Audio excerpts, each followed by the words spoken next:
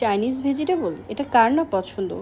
আজকে আমি আপনাদেরকে করে দেখাবো রেস্টুরেন্টের স্টাইলে চাইনিজ ভেজিটেবল রান্না। আমার এই রেসিপিটি ফলো করে আপনারা ঘরে বসে চাইনিজ ভেজিটেবল রান্নাটা করে নিতে পারেন। তো চলুন আমরা দেখে নিই চাইনিজ ভেজিটেবল রান্না করার জন্য কি কি লাগছে।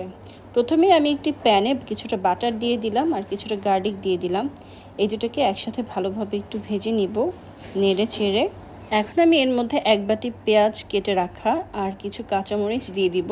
পেঁয়াজটা আমি যেই শেপে কেটেছি আপনাদেরকে ঠিক সেই শেপেই কাটতে হবে। পেঁয়াজ, রসুন আর কাঁচামরিচ এই তিনটাকে এখন আমি বাটারে খুব ভালোভাবে ভেজে নিব। আমি কিছু সবজি এখানে কেটে রেখেছিলাম, কেটে একটু হালকা ভাপ দিয়ে সিদ্ধ করে নিয়েছিলাম। সবজিটা পেঁপে, গাজর, ক্যাপসিকাম।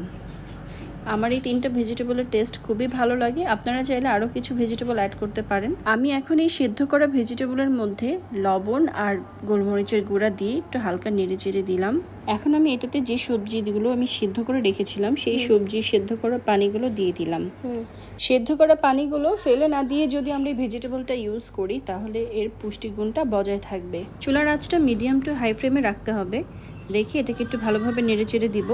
এখন আমি একটা মিশ্রণ তৈরি করব। মিশ্রণটা কর্নফ্লাওয়ারের পানি। একটি পাত্রে কিছুটা পানি নিব, তাতে 2 চামচ কর্নফ্লাওয়ার দিয়ে দিব। কর্নফ্লাওয়ারের এই পানিটাকে এখন আমি ভেজিটেবলটার মধ্যে দিয়ে দিব।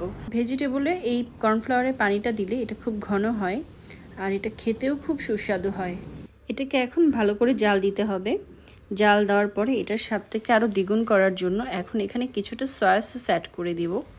ভেজিটেবলটা যখন একটু ঘন হয়ে আসবে তখন আমি এখানে 1 চামচ চিনি অ্যাড করব।